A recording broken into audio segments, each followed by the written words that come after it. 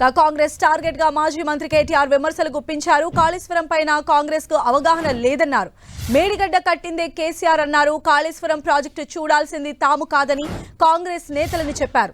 చిన్న చిన్న లోపాలుంటే ఎత్తి చూపాలి కానీ రాజకీయం కోసం వాడుకుంటున్నారని ఆరోపించారు.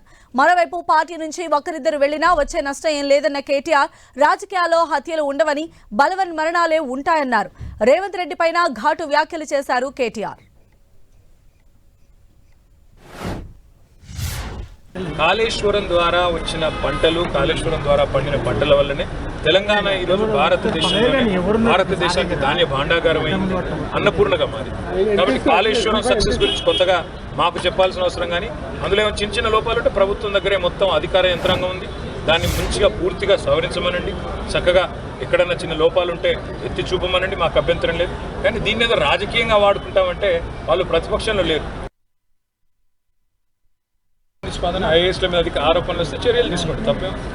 ఐఏఎస్ల మీద వచ్చిన ఇప్పుడు సింపుల్ బ్రదర్, ఈ రాష్ట్రాన్ని నడుపుతున్న వ్యక్తే ఓటుకు నోటు కేసులో దొరికిపోయిన వ్యక్తి, ఒక క్రిమినల్. ఆయనకు క్రిమినల్ ఆలోచనలు తప్ప వేరే ఉండవు. ఆయన ఒకవేళ ఎవరి మీద ఏదైనా చర్యలు తీసుకోదలుచుకున్నా, ఎవరినైనా ఏదైనా చేయదలుచుకున్నా నిరభ్యంతరంగా చేసుకోవచ్చు. అధికారం వారి చేతిలో.